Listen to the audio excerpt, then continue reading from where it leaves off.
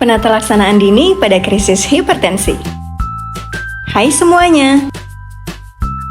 Kali ini kita akan membahas mengenai penata laksanaan dini pada krisis hipertensi. Apa itu hipertensi? Hipertensi adalah meningkatnya tekanan darah sistolik lebih besar dari 140 mmHg dan atau diastolik lebih besar dari 90 mmHg pada 2 kali pengukuran dengan selang waktu 5 menit dalam keadaan cukup istirahat atau tenang.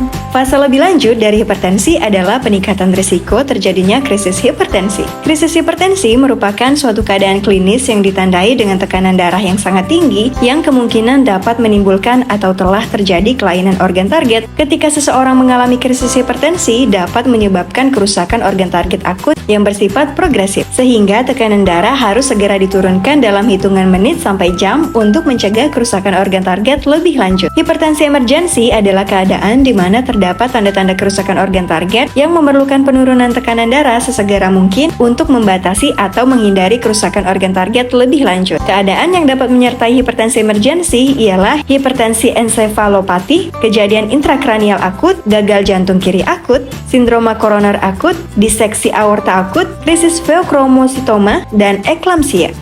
Penanganan pertama hipertensi emergensi seharusnya dilakukan di rumah sakit dan idealnya di ruang rawat intensif dengan pemberian obat antihipertensi intravena. Pengobatan ditunjukkan untuk menurunkan tekanan arteri rata tidak lebih dari 25% dalam waktu beberapa menit sampai 2 jam atau menurunkan tekanan darah sampai kira-kira 160/100 mmHg dalam 2-6 jam. Pada penderita hipertensi yang disertai edema paru akut, penurunan tekanan darah dapat dilakukan dalam 5-10 menit. Hipertensi urgensi adalah keadaan di mana tidak terdapat tanda-tanda kerusakan organ target. Penurunan tekanan darah dilakukan bertahap dengan terpai oral dalam 24-48 jam. Keadaan yang dapat menyertai hipertensi urgensi adalah accelerated and malignant hypertension, hipertensi pasca bedah, hipertensi yang tidak terkontrol pada penderita yang membutuhkan operasi akut, serta hipertensi yang disertai penyakit jantung koroner. Lalu, apa saja sih gejala dari hipertensi? Ciri-ciri darah tinggi naik yang perlu diwaspadai antara lain sakit kepala terutama di pagi hari, mimisan, lalu kemudian detak jantung tidak teratur, merasakan gangguan pada penglihatan, telinga terasa berdengung, badan terasa lelah, merasakan mual, muntah, serta bingung. Dan bagaimana penata laksanaan hipertensi dengan baik dan benar? Tujuan dari tiap program penanganan bagi setiap pasien hipertensi adalah mencegah terjadinya morbiditas dan mortalitas penyerta dengan mencapai dan mempertahankan tekanan darah di bawah 140/90 mmHg. Penanganan krisis hipertensi berfokus pada penurunan tekanan darah tidak harus mencapai batas tekanan darah normal untuk mencegah atau membatasi terjadinya kerusakan organ target lebih lanjut. Pasien hipertensi emergensi perlu dirawat di rumah sakit untuk mendapat pengobatan dan pemantauan medis yang ketat. Langkah penanganan hipertensi emergensi meliputi yang pertama, atur nafas. Stres dan tertekan bisa menjadi pemicu naiknya tekanan darah. Jika hal ini terjadi, segeralah atur pernapasan sehingga memberi efek menenangkan pada tubuh. Yang kedua, pemeriksaan kondisi fisik, termasuk tekanan darah dan pemeriksaan penunjang lainnya,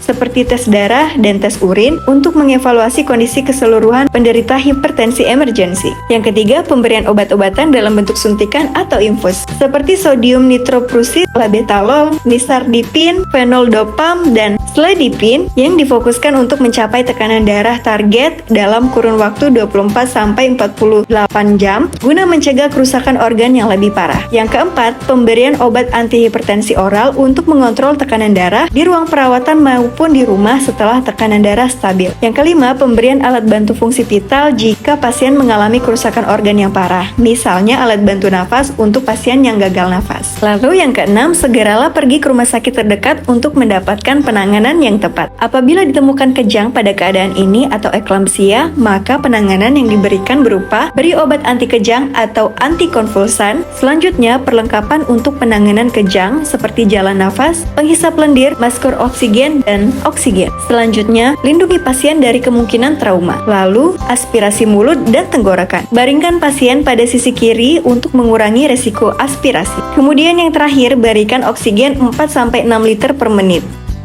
Salam sehat bagi kita semua.